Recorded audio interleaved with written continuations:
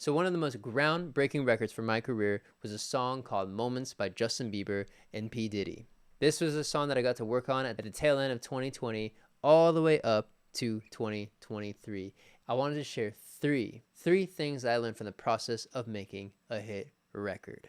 What's going on, everyone? Brandon Miranda here, Grammy-nominated engineer, mixer, and music producer. Now, before we get started, I of course have to encourage you, like, comment, share, and subscribe to this channel and support it, because my goal here is to provide powerful content that brings clarity and light to people's music careers. And the more we push these videos, the more people can be helped. Also, for anyone that wants to go deeper into music mentorship and career guidance, please go check out my Patreon, subscribe for it to get access to exclusive bi-weekly meetings where we go over music feedback and career coaching. Now, your time is super valuable, so let's not waste any more of it, and let's get started with this video. So in 2020, I got a chance phone call by one of Puff's main A&Rs to come and engineer a couple of recording sessions for him. Now, of course, the way the music industry moves, what you see is not what you get in the very beginning, and what was supposed to be 5 days of tracking sessions turned into 3 years of now what is known as Diddy's Love album. Now, prior to this project, I was actually working on part-time as a recording engineer across various studios in Los Angeles. This record became my skyrocket into working with some of the greatest artists, and I had a pleasure of tracking and engineering and assistant engineering some amazing greats, including Conway the Machine, King Los, Jeremiah, Eric Bellinger, Burna Boy, Mario Winans, and finally, of course, Justin Bieber. Now, stepping from the part-time world into this environment was a huge shift in understanding workflow on a professional level. One thing I've really discovered was the power of teams and having no rules into how you create records. Moments was a very interesting record where Puff had actually been walking around with this demo version that Justin recorded almost 5 to 10 years ago. So when I stepped into these sessions, the initial vocal was already cut to a 2-track of just that main drum sample you hear in the song, followed by that little vocal chop. No lyrics, nothing complicated, not even a backing vocal. But the Love Records team understood that just with this small idea that we had from Justin, there was excellence and perfection built into this record. So the assignment with this song and across the whole entire album was bring in as much talent as he possibly can and throw every single idea we could into it, deconstruct those records, and pick the best parts to create the final product. And my point of the process was to record all of the producers and songwriters and various ideas, present them to Puff, and then go back, change notes, and adjust from there until the perfect song was molded and crafted out of that. Now, if you go through my folders, I can show you at least 10 to 15 different bounces, versions, all with different songwriters, and I promise you this is only about maybe 5 to 10% of all of different iterations of the song that we run through. And one of the most exciting moments for myself was to be able to actually sit down and not track vocals, but actually record some of the greatest keyboardists and music producers in the game. This included Mario Winans and Stevie J. And that was a really fun moment for me because I was able to sit down with Pro Tools opened up, both a hybrid of my producer and engineer hat on, and I was able to help sound design, assisting the talent with finding the right sounds that made for a balanced mix and a very presentable version of the record. The expectation every time we did a session and every time we did a demo was to have something that sounded near release ready. We would go, we share with the team, we decide what we liked, what we didn't like. I had to make sure everything was clean, bounced down the right way, dated, time-stamped, the whole thing, because not one idea was a bad idea until it didn't work. So that's how the record itself was constructed.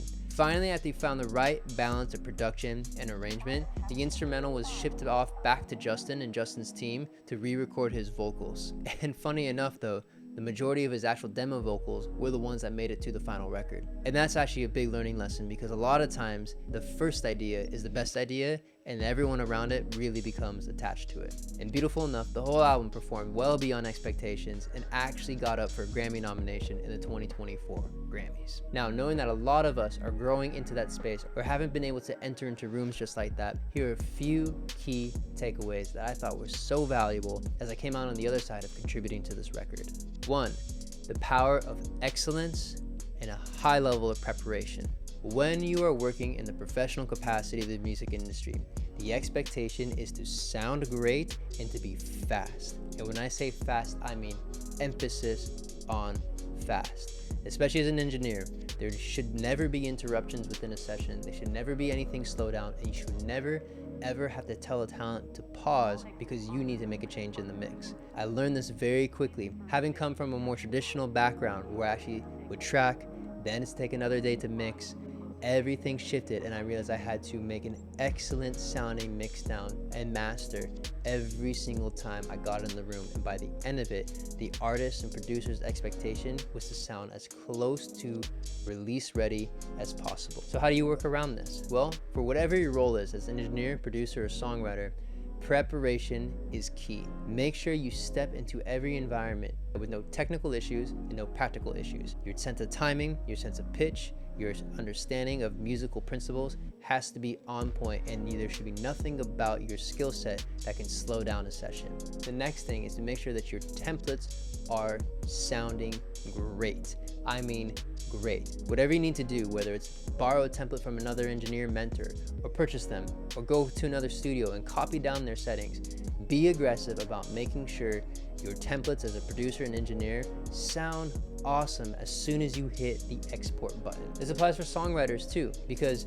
if you don't have a templated approach to writing down your concepts, your lyrics, your melodies, and your arrangements, then it becomes too easy to get lost within an idea and a broad range of ideas. So make sure you're coming in prepared. It's great to be able to expand upon ideas, but make sure you can go in there and flow and be quick and deliver on multiple records within an 8 to 10 hour window. Lesson number 2, expect to work with difficult personalities. As you level up in your career, the expectations of others begins to level up, and not everyone is the smoothest nor most empathetic communicators. Expect difficulty, especially if you are on the laboring side of the music making process.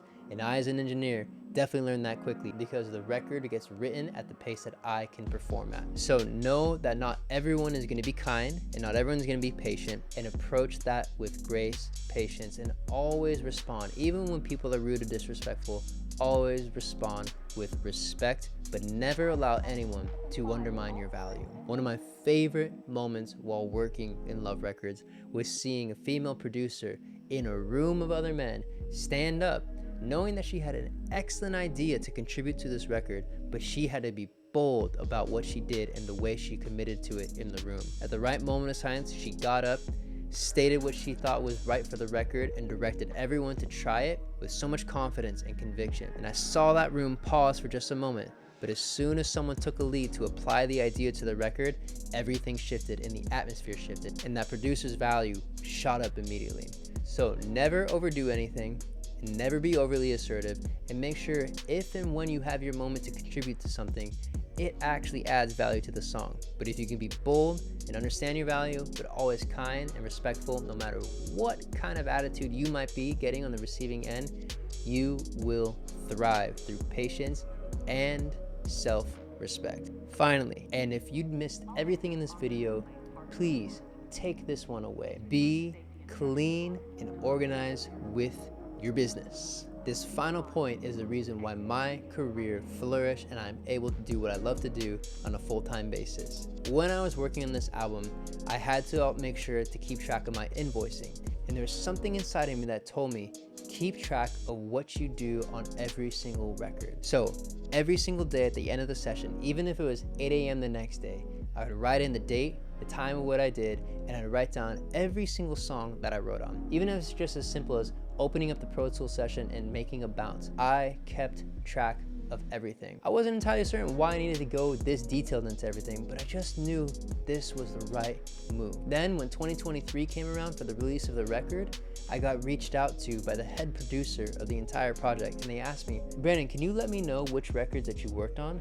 And that's when everything made sense. Because 3 years and many sleepless nights later, it is so hard to remember what you did and when you did it. But fortunately, I had a backlog and an Excel chart to send back to the team. And that's what secured my credits on 4 of the songs on the album. Listen, as a producer, a songwriter, an engineer, your credits is what enables you to walk into better rooms and charge higher rates. And no one, unfortunately, in the music industry is going to look out for you and really even chase you down for your credits.